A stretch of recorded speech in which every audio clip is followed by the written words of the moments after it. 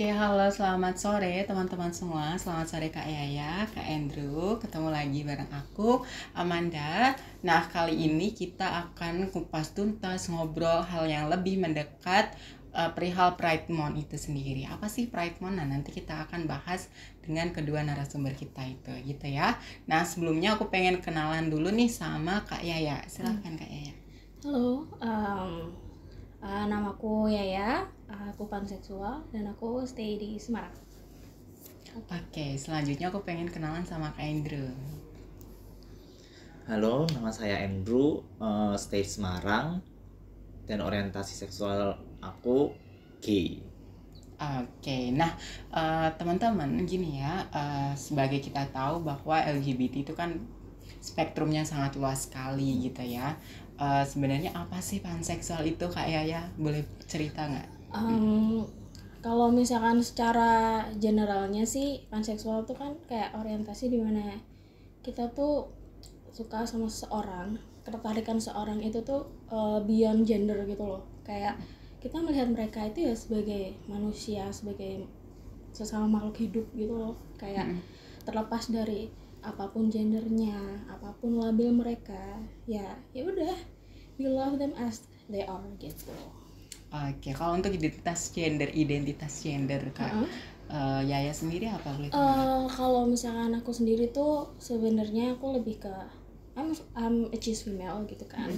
Tapi kalau misalkan untuk pronoun sendiri, aku sendiri nyaman dengan she, her, dan juga nyaman dengan they. Dan ya seenggaknya semua pronoun juga aku terima aja sih gitu. Kalau misalnya ada yang manggil aku bang gitu kan, mas juga nggak apa-apa sebenarnya, karena in the end kan I'm just a human being gitu. Oke, Gitu. wah keren banget nih ya teman-teman. Nah, bergeser sama Kak Andrew, boleh tahu identitas gender dan orientasi seksualnya? Kira-kira apa sih gitu? Kalau aku orientasi seksual aku gay, kalau orang dulu kan selalu bilang homoseks. Kalau untuk identitasnya aku he atau him. Oke, berarti cismel Ya. Oke. Nah, sebenarnya teman-teman tahu nggak sih kenapa teman-teman ini mengidentifikasikan diri sebagai seorang cis gitu? Ada yang tahu nggak? Ya, Cis itu apa? cis itu tuh sebenarnya kita dari lahir itu tuh kan pasti sudah ada gender bawaan dari lahir kan. Nah, selama ini kita nyaman dengan gender bawaan kita, nah itu berarti kita cis gitu. Kecuali kalau misalkan memang kita menginterpretasikan identitas kita dengan yang lain tuh mungkin bisa yang lain gitu. Kalau misalkan cis ya saya perempuan gitu kan, ya saya ya udah saya nyaman dengan sebagai cis female, ya saya cis female gitu. Oke gitu. Nah, kira-kira ada nggak sih gender lain gitu yang kakak ketahui selain cis itu sendiri? Banyak sih. Ada seperti apa, Kak Amanda juga ada transgender, transpuan, terus juga ada transmaskulin juga, terus juga ada non binary juga, ada queer juga yang dimana dia apa ya, kayak nggak mau disamain dengan box A, box B, box C gitu kan. Jadi queer ini kayak semacam payung gitu kan, gray area di mana orang bisa nyaman berada di situ gitu.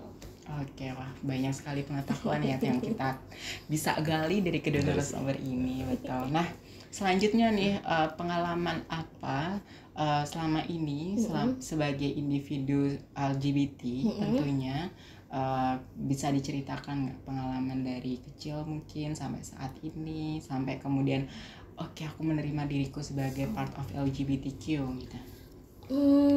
Kalau misalkan pengalaman itu tuh bisa dimulai dari kecil ya. Kalau misalnya dari kecil tuh awalnya kan aku nggak tahu nih terkait dengan ketertarikan sama laki-laki atau perempuan gitu kan. Ya secara heteronormatif, wah belibet ya kan. Terus secara heteronormatif itu kan ya perempuan sama laki-laki kan gitu kan. Jadi ya saya pikir itulah normalnya seperti itu gitu. Tapi pas selama tumbuh berkembang Ada kayak rasa suatu attachment ke seorang perempuan waktu itu, teman sekolah gitu kan. Tapi itu tuh beda kayak ke teman-teman yang lain gitu. Dan aku sendiri juga bingung gitu kan. Kok rasanya kayak gini ya cuman sama dia gitu. Terus kupikir awalnya aku tuh biseksual gitu. Karena aku juga suka sama seiring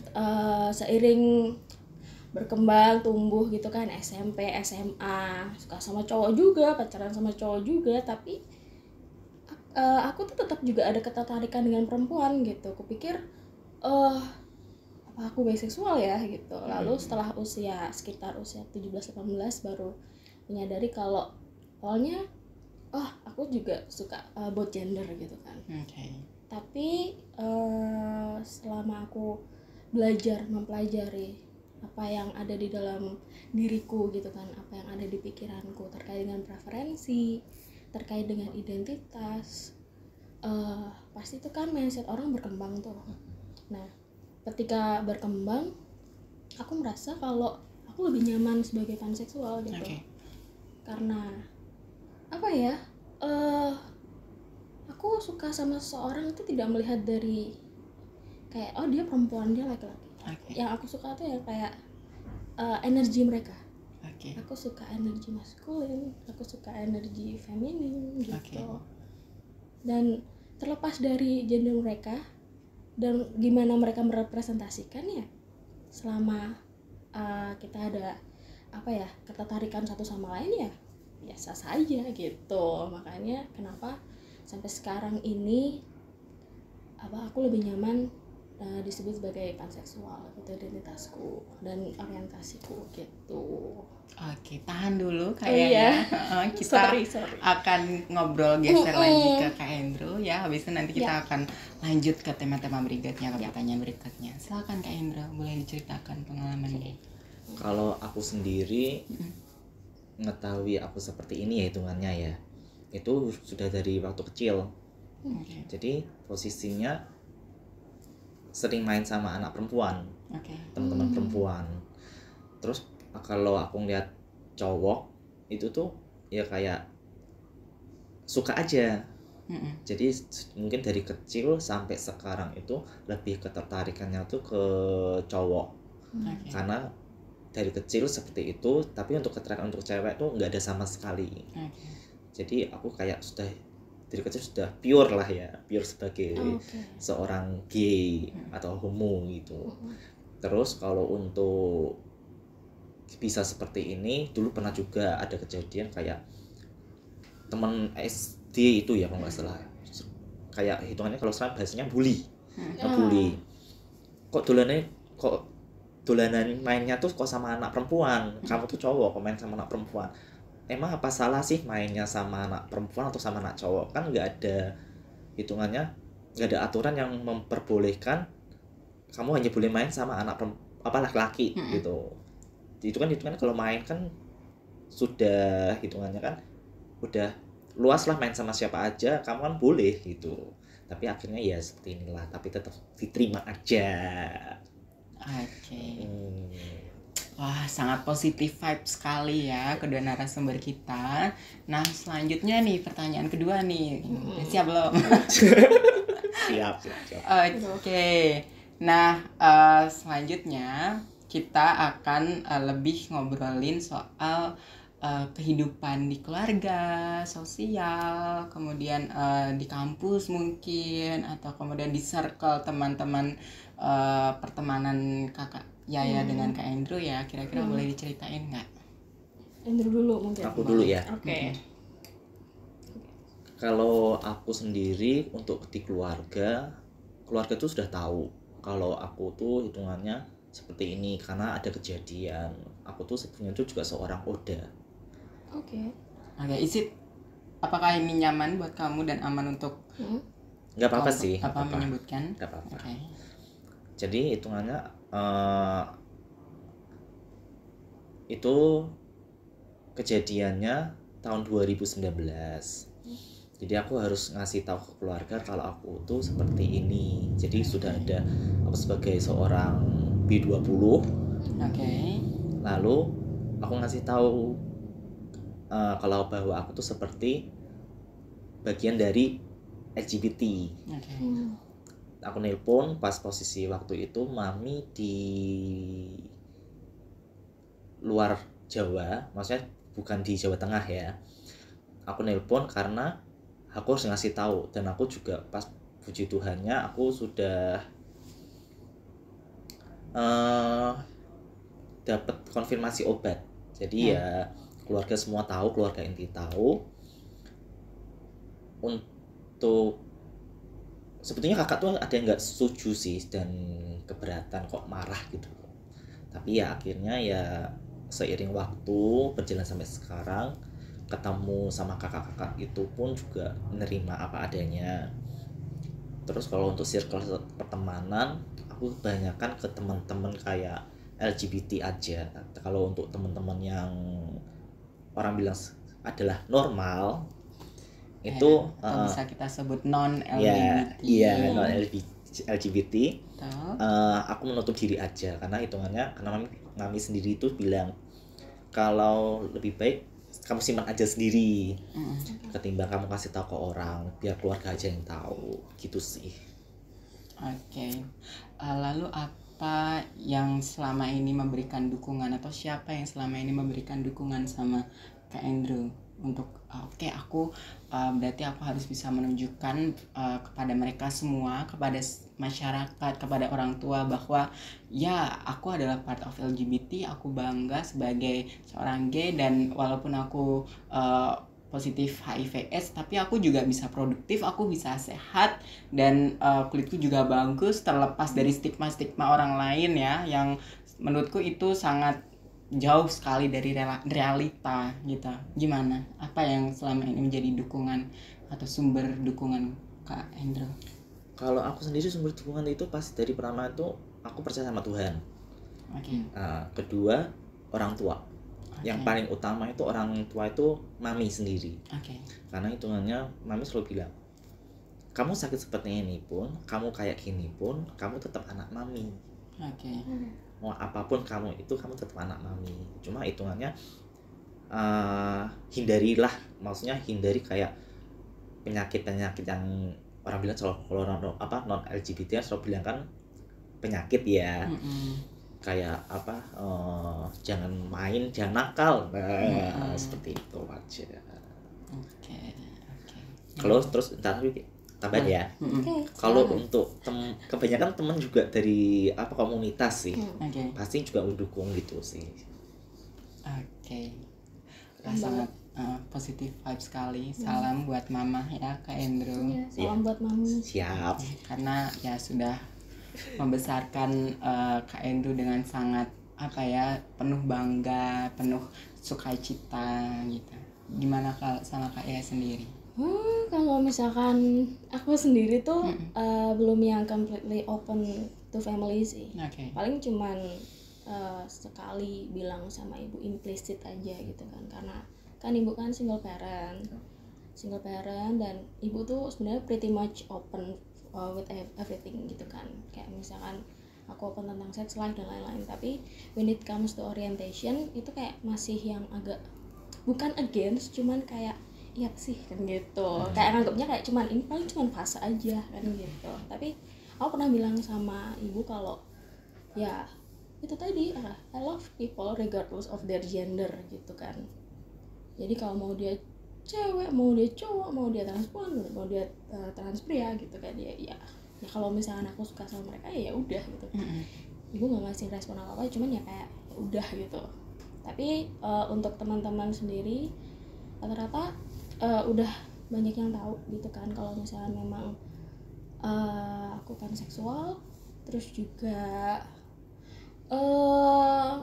sebenarnya kalau misalnya teman di luar juga, selain teman-teman yang dari LGBT community gitu kan, itu ya ada juga yang suportif, ada juga yang kayak again yang tadi itu yang kayak alah paling ini cuman fase aja gitu. Ada juga yang bahkan pernah kejadian juga kayak